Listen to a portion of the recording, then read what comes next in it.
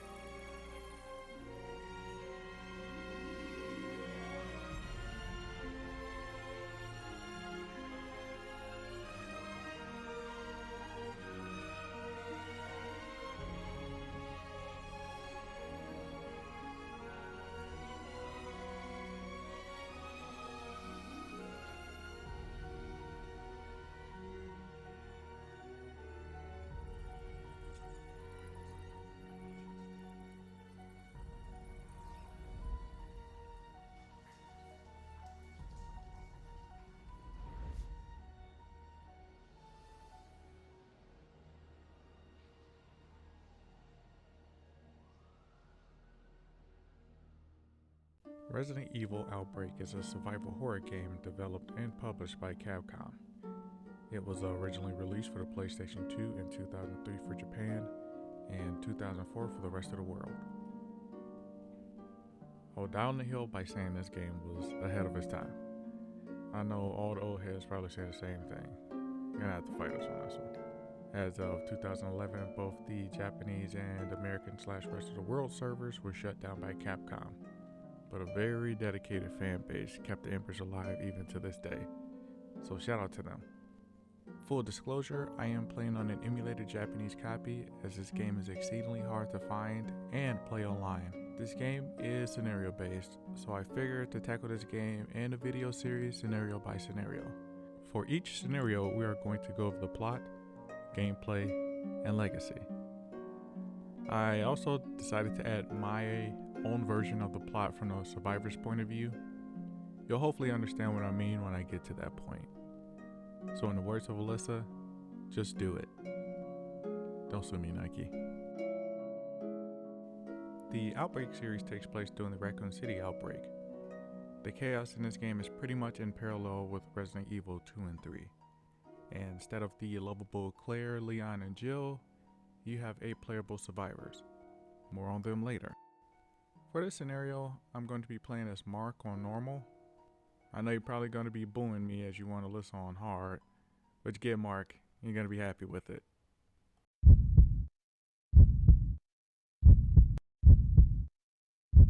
Gameplay begins with Mark alongside his partner Bob and the other survivors as they are chilling at Jack's bar when a zombie comes in for a bite of Will.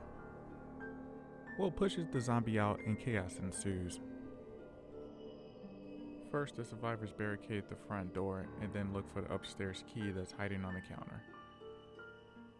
They make it upstairs and barricade the workers' loft as well. They find the blue door key that's hiding on the staff room table and then quickly go up to what I call the storage/warehouse. They find the forklift key that's hiding in a wine room and quickly operate the forklift to lift the crate boxes so they can make it to the roof. Now it's here where if you bought Bob up, he then turns into a zombie where you either A, execute him or he executes himself depending on the difficulty. The survivors gracefully jump from one building to the next and immediately look for an exit, which would be downstairs. Mark and the survivors get to the bottom of the next building where they meet Raymond. He is one of the last RPD members that's still trying to slow down the horde. The survivors decide to help him out by pushing cop cars to act as a barrier. Next, the survivors move to an alleyway where they protect Raymond while he blasts away at a door. Unfortunately, it's ripped off Raymond as he dies, but he gives out one last instruction, and that instruction is pretty much to blow a gas tanker. The survivors honor that wish, and as the alleyway burns, they jump into a canal.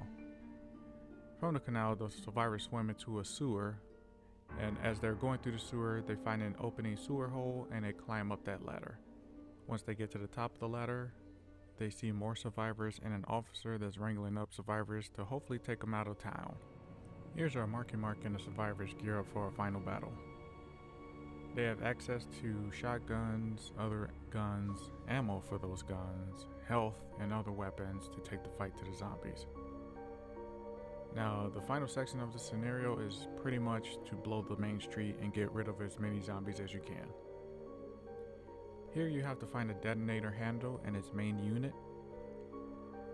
Once you get to these 2 pieces, you have to put them together and blow this joint, and it's pretty much GG.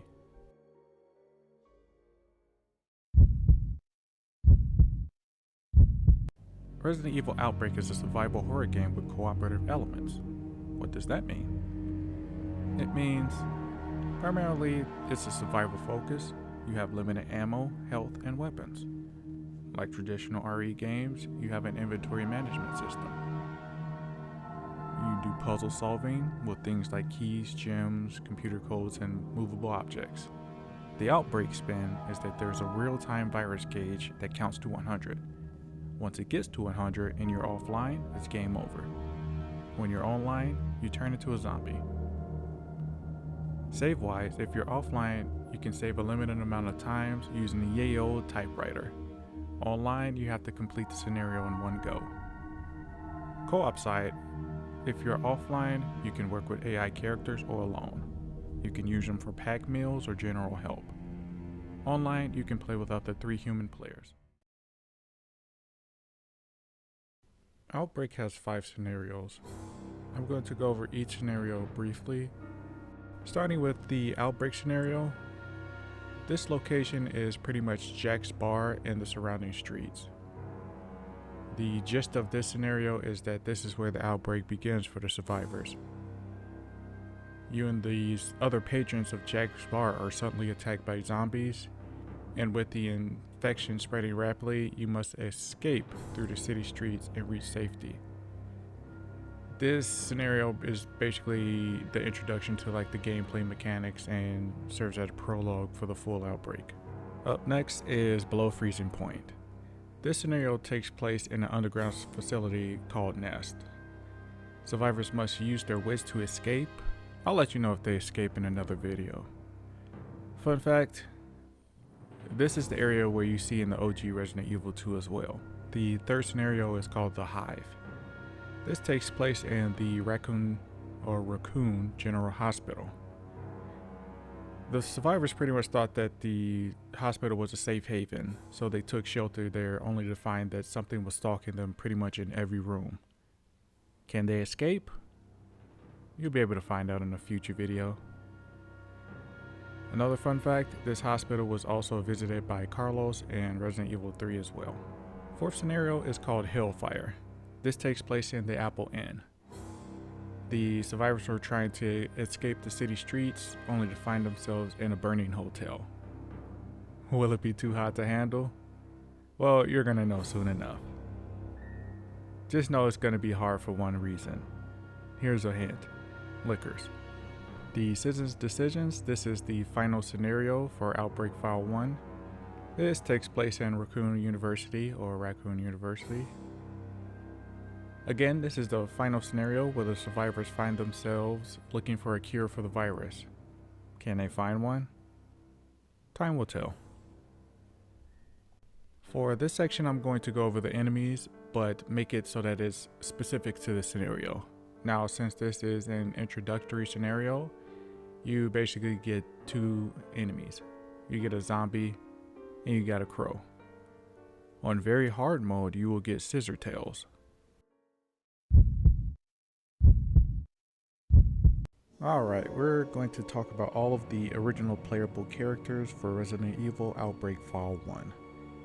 We're going to start with Mark Wilkins. He's 52, former Vietnam soldier, and he's now a security guard for Scudam. He starts with a 9mm handgun, and he's very good with melee. Up next you have Jim Chapman. He's approximately 22 years old, and at the time of the outbreak he was working for the Kite Brothers Railway. He can play dead, but the virus gauge is going to skyrocket because, he's on the ground. He also carries a coin with him that gives him luck. George Hamilton is next. According to my sources, he's 39 years old and he's a doctor for the Racoon General Hospital. He can craft medicine from herbs, and in my headcanon, he had a thing for Cindy. Good old Mr. Mysterious David King is up next. The only thing that we know about him is that he's a plumber. You don't know his age, unfortunately, barely know anything about his background, but he does have the ability to repair and craft weapons.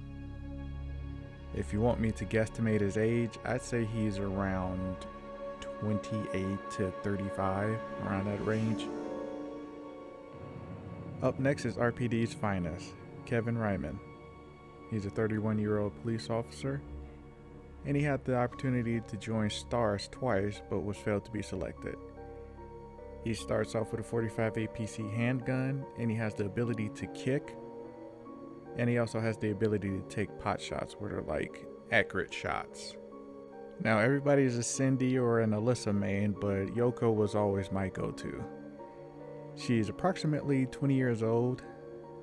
She's originally a researcher for Umbrella, and she's super familiar with the Nest Lab. The backpack that she carries with her gives her extra space, and she has the ability to do like a quick crawl / scamper away from zombies.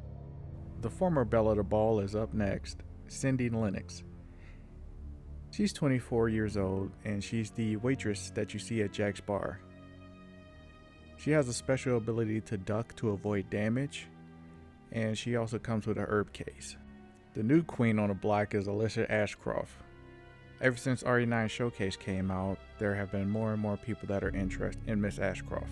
She's approximately 28 years old at the time of the outbreak, and she's a field reporter for the Racoon Press. Now it's confirmed that she survived the Raccoon City outbreak. Ability wise, she has a lockpick tool, kind of like Jill, when she can open up certain doors or lockers. She also has like a backstep that's kind of like James Harden. If you've seen him, then you know. That's dang near spot on, like her backstep. She also has abilities to take pot shots or more accurate shots.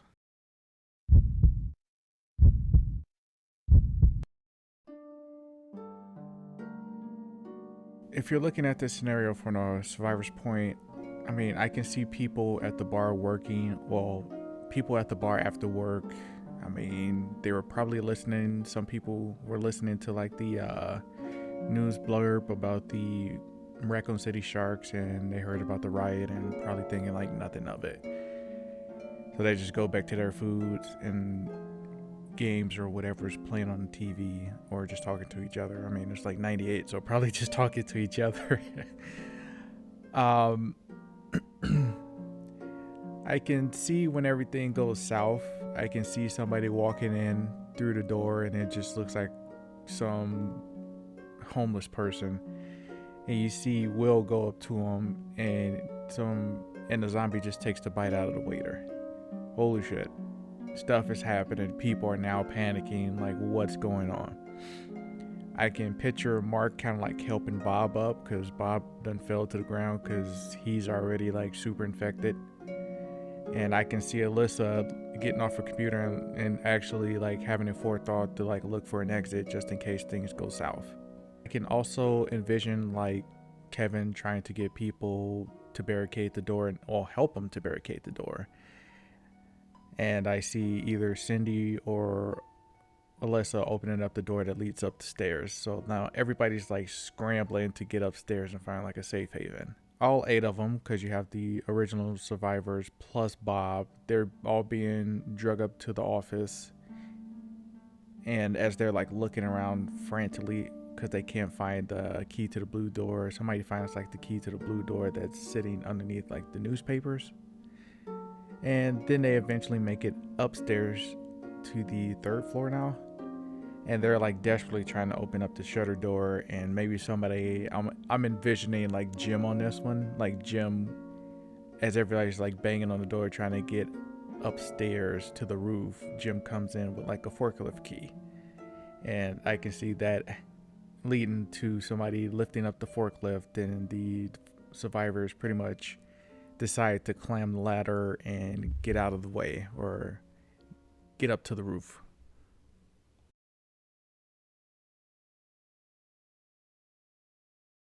This game. Whew. I love it. I'm going to rehash a bunch of the same statements that I had. And yeah, this game was ahead of its time. Back in my day, it was crazy to be able to play games online. I didn't really have the hardware to play this online. I know most people didn't. But you did have that one friend who can like MacGyver out the ability to be online with his PlayStation 2, excuse me. I remember I did not play online that much and back then, but I remember sitting down and watching people play, and my mind was blown. You get to play Resident Evil online with other people, solving puzzles, helping people who got bit. Like it felt like, I mean, it was still a survival horror, but you felt like you're playing with your brother or cousin or something like that. Like it felt good. Like it was still hard. You were still, if you can still be alone, but I can't stress how mind blowing this was for me as a kid. And then, was it? I think the first game I actually got to play consistently online is when Halo 2 came out, and I remember me and my cousins, we were losing our ish over the fact that we were playing people online. Like we were, it was nothing but good times. Now looking at the ratings for this, good old Game Informer magazine gave it a 7.5 out of 10. And if you're looking at IGN, they gave it a 7.6. I think these are fair ratings. I would honestly bump it up to 8.5 personally for me. Yeah, it was fun online, especially fun now, but we didn't have access to things that were online like that. So if they could have beefed up the single player, it would have been like a 9.5 for me. But yeah, it just felt kind of short on the scenarios. Well, that's enough yapping on my end. I appreciate you, the viewer, and your time. I do have a couple more of these in the pipeline. The next one will be below freezing point, so look out for that. I'm hoping to get this video up to 10 likes. Anyway it goes, I do appreciate everybody's time once again, so stay safe and stay gaming.